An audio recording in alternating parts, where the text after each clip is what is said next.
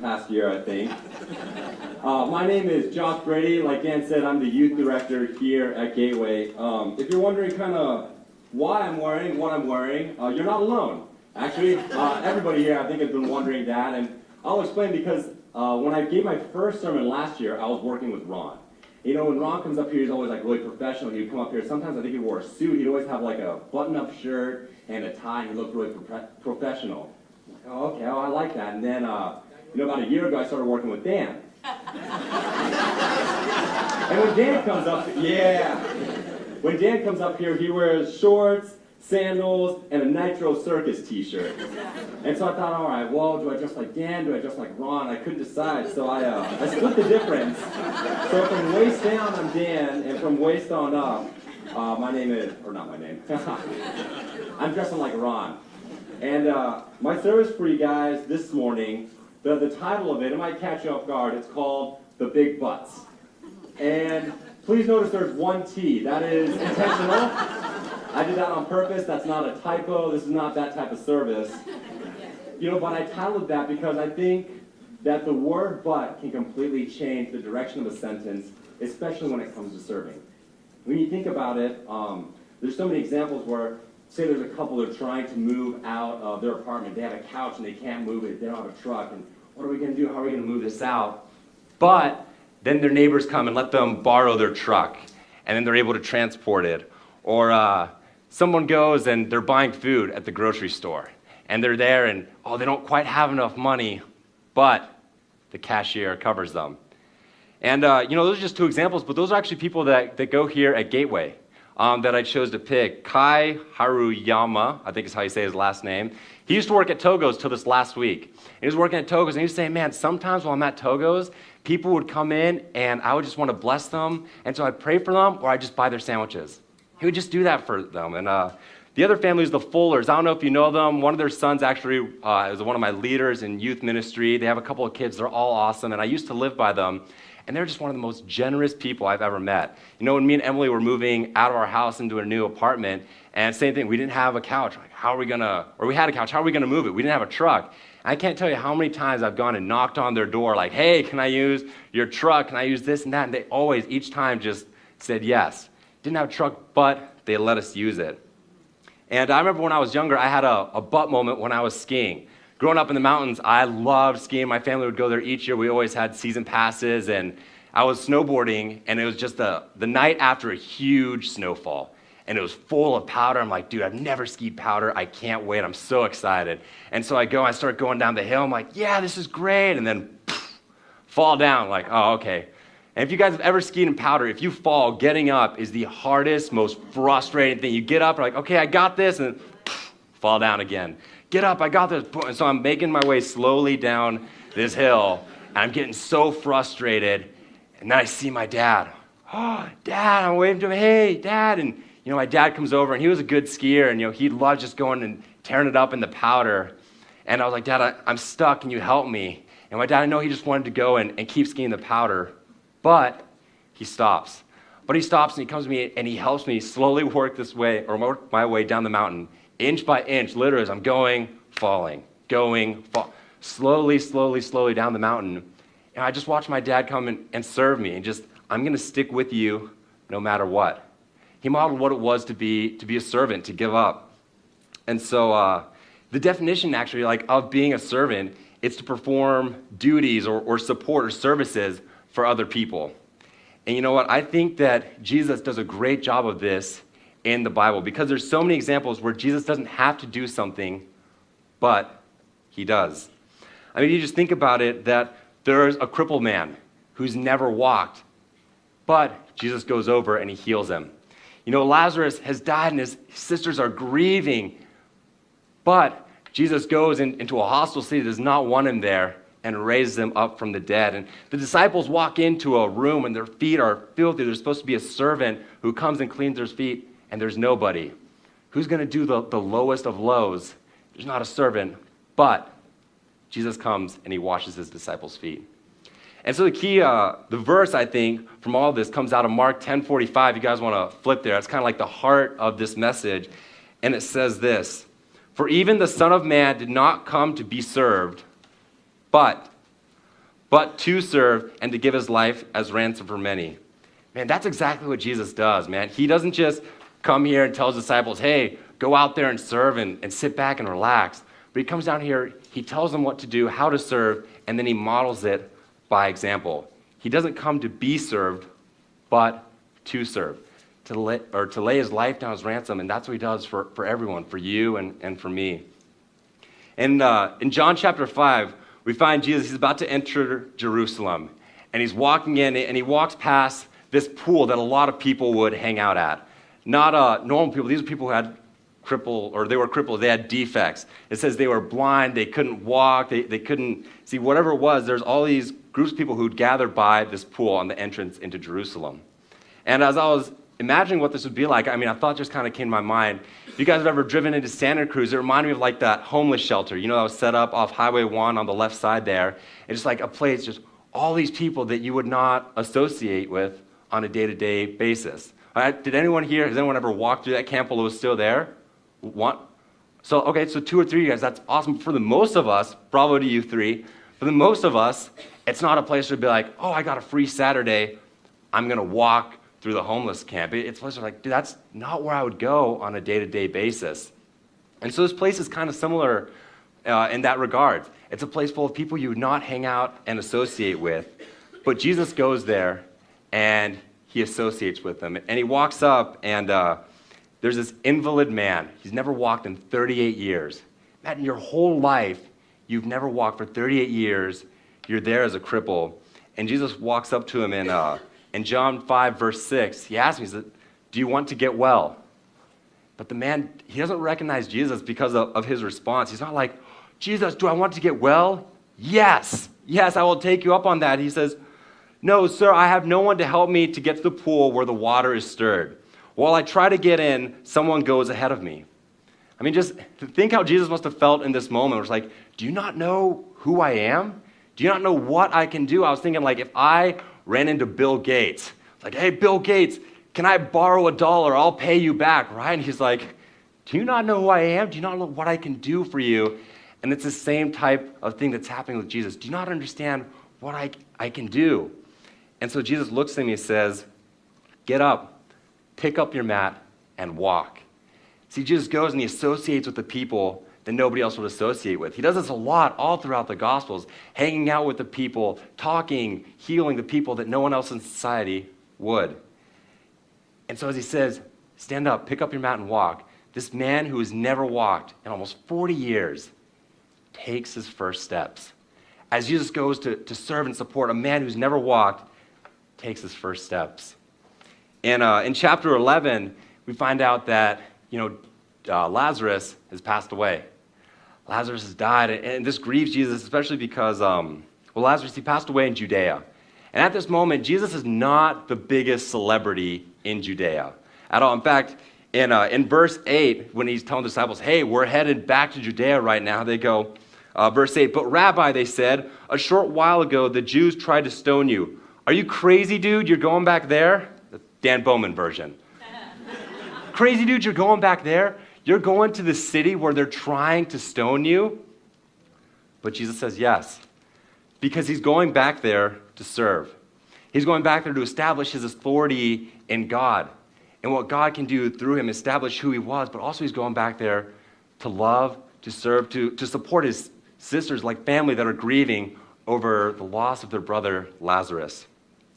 And so Jesus walks back and he goes into Judea with his disciples. And even the disciples say, like, all right, dude, we'll go with you. If we're going to get killed, we might as well all get killed together. So they head back into Judea.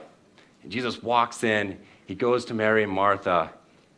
And in a jaw-dropping, astonishing moment, Lazarus, come out of the cave. And Lazarus comes out. Man, can you imagine what it would have been like? Dude, isn't Jesus like just the type of friend you want to have? I can't imagine. I'd be like, dude, I want to be with Jesus all the time. That's incredible. He goes, he serves, he loves his sisters, and he raises Lazarus from the dead.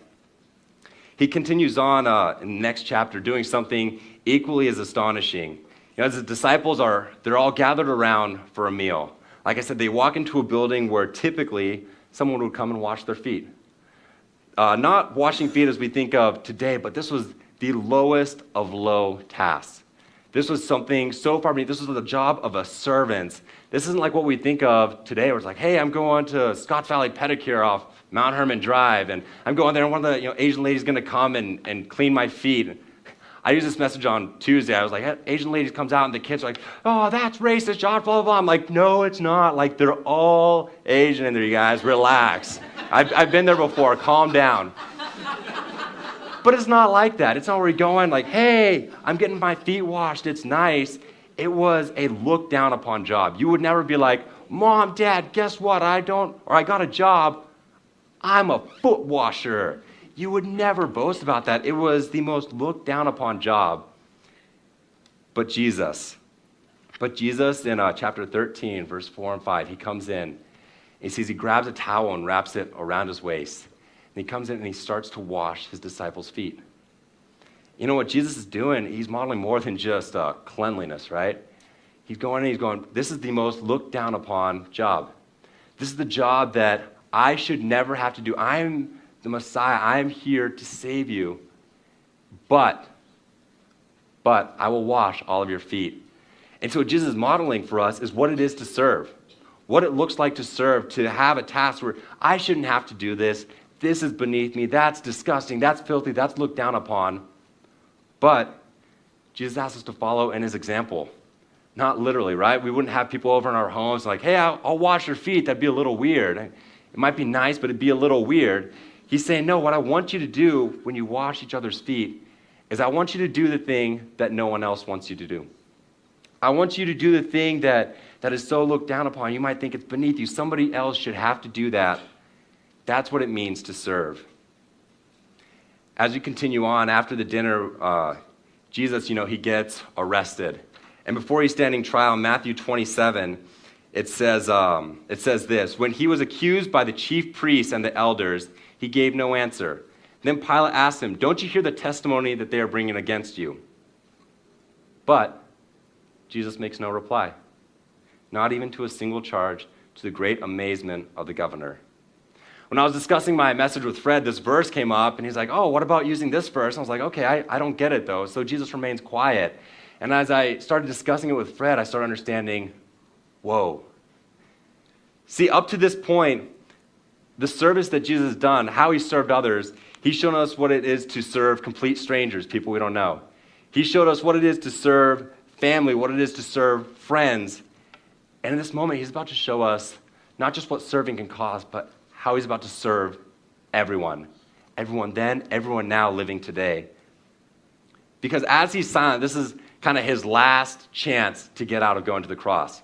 Pilate doesn't want him executed. Pilate wants him, he's like, I want you to stay alive. I don't want you to go to the cross. And so it's his last moment before his coffin is sealed. And Pilate's saying, do you hear all these charges they're bringing up against you? You're not going to refute them? Jesus, you can get off the hook. I'm tossing you a lifeline. Just say you'll stop preaching in the synagogues. Say you'll stop healing people. Say you're not the Son of God, right? Jesus, this is your last moment before you go to be crucified. Use it. Get out of this. But Jesus doesn't cower. Jesus doesn't use his get out of jail free card, because in this moment of silence, Jesus models what it is to serve. That this service would take him to the cross where he would be crucified for my sins, for your sins, for the sins of humanity. And in this moment of silence, Jesus shows us exactly what it can cost to follow him. It costs everything. It actually reminded me of a quote. If you guys remember, Aichi came and he preached here a couple weeks back. And as he was sharing all that was going on in the mission field, he had this quote, and it said this. He said, accepting Jesus costs nothing. Following Jesus costs something, but serving Jesus costs everything. I thought that's so true. If you think about it, man, just me saying, all right, I accept Jesus. I believe, I accept. It doesn't cost me anything. Anyone can do that. It's free. When we start following after Jesus, okay, I'll go to church. Okay, I'll love my neighbor. There's a little bit of sacrifice that goes with it. But when we start serving, when we go all in 100%, that's when it costs us everything. See, Jesus didn't set the bar low for us. He said, no, to follow me, the bar's up here. To follow me, it's going to require you to go in 110%, and it's going to cost everything. Even Oswald Chambers had a quote, and he said, "Our real test is not in being preachers or teachers, but in being the washers of each other's feet." And so for me, for Fred, Dan, Ron, our test isn't coming up here and delivering a message to you guys. Maybe it feels like it's a test sometimes, but that's not our real trial. He's saying the real trial for all of us, it's in being washers of each other's feet. Are you willing to do, will you do, the thing that no one else wants to? The thing that I shouldn't have to do, that's somebody else's job. That's gross, that's dirty. I shouldn't have to do that. Are you willing to wash each other's feet? And see, these but moments are a way for us to love others and to serve God. It's a way for us to love one another here, but also to serve God as well.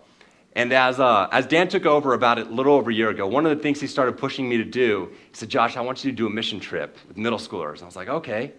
So I started looking into where I could possibly go. Where could I do a middle school mission trip? And so, okay, Appalachian Mountains, okay, there's airfare getting out there. I don't want to take all these middle schoolers through an airport. Okay, Alaska, kind of same thing. Where could I go? And I settled on Skid Row in Los Angeles. And I started getting excited. I was like, all right, this is going to be a great trip. We're going to stay at the YWAM base. And I remember I'd tell my friends, like, dude, I'm taking middle schoolers down. We're going to serve at Skid Row in LA. And they're like, you're doing what? Right? Because I was like, what are you going to do down there at Skid Row? Don't you know how dangerous it is? That's crazy. What are you doing? But I was excited. And so myself, Rochelle Maxwell, Josie Fuller, my wife Emily, we took 9 middle schoolers down to the streets of Los Angeles. I have a picture here of us serving. There are different tasks that you guys could do. There was, here we're making goodie bags where you put in like a pair of socks, maybe some snacks, a drink, something like that. You make these goodie bags, you fill up all these barrels, and then they would pass them out at the windows all day long.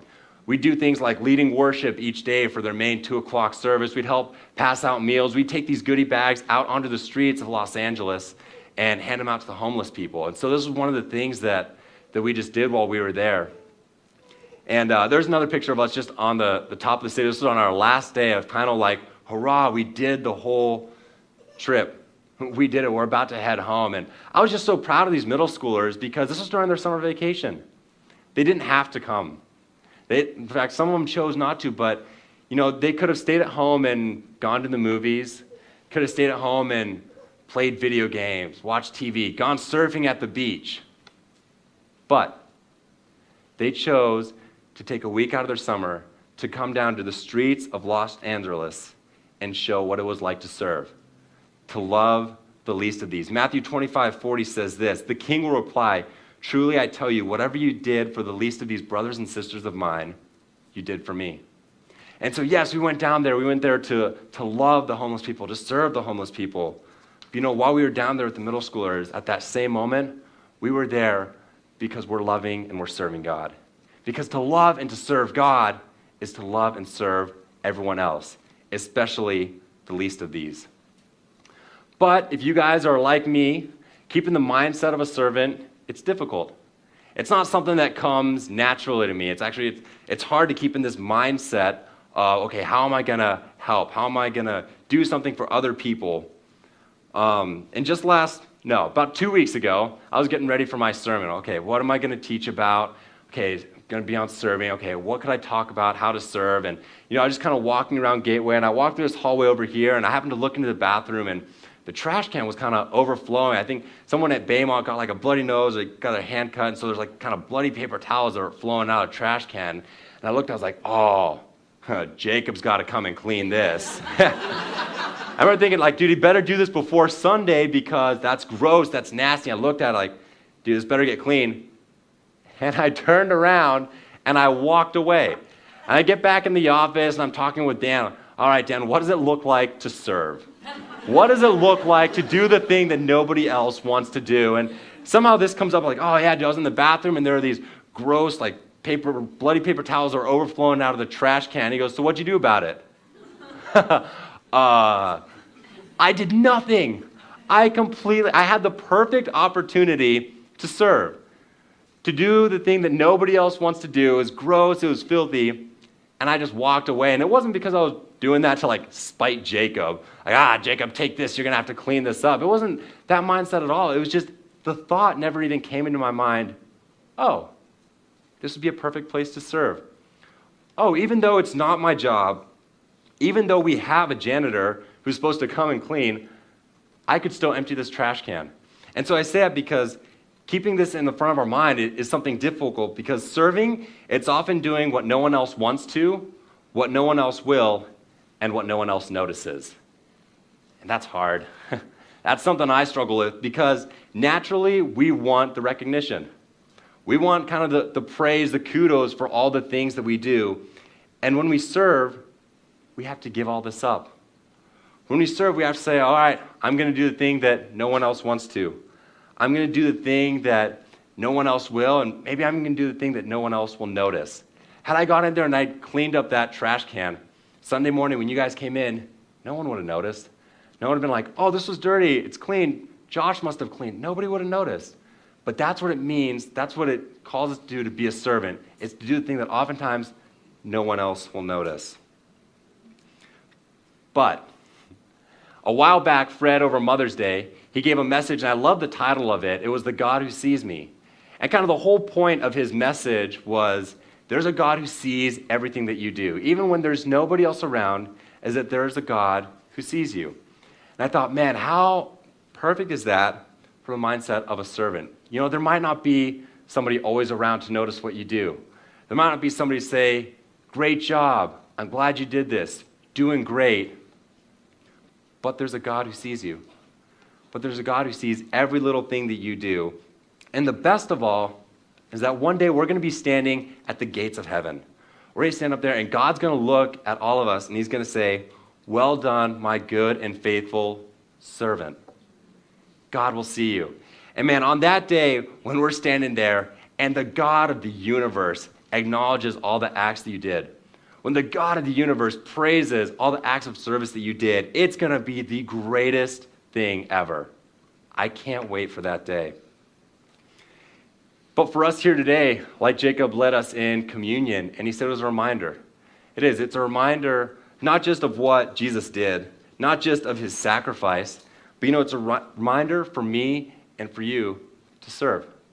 And not just serving, but what it can cost for us to serve. Because Jesus, like I said, he modeled exactly what it was to serve. And it didn't just cost Jesus a little bit. It cost Jesus everything. It cost him his life. And so for you guys this morning, what will your but moment be? As we go out, not just this morning, not just this week, but for the rest of your lives, what will your but moment be? Because when we start having these but moments, we start taking on the attitude of a servant. Man, it changes the world. And so maybe for you is that you might get into a fight or a little bit of a spat with your wife.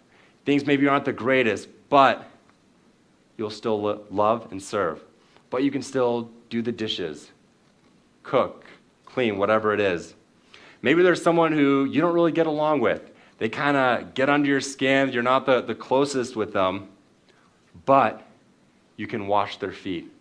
But you can do whatever it is that I shouldn't have to do that for them. That's their job. That's their responsibility. That's beneath me. That's dirty. But I'll do it anyways. Or maybe even for you guys, there's a trash can that's overflowing, and it's not your job to clean it, unless you're Jacob. But you will empty it anyways. See, the gospel, without buts, it's kind of a downer. There lies a crippled man. Lazarus dies. The disciples' feet are dirty. But then Jesus heals a man who hasn't walked in 38 years. But then Lazarus is raised from the dead. But then Jesus Christ, the Messiah, the Savior, gets on his hands and knees and washes the feet of his disciples. Let's pray. God, thank you for just sending your son, Jesus, as the perfect example of what it is to serve, of what it is to lay down your life and do the thing that no one else wants to, that no one else will, and God, that so many people in this world don't even notice. And Lord, I pray that you will give us the mindset of a servant in all the things that we do, say, think. Lord, that we'll be willing to do whatever it is, Lord, to follow after you and to serve. Amen.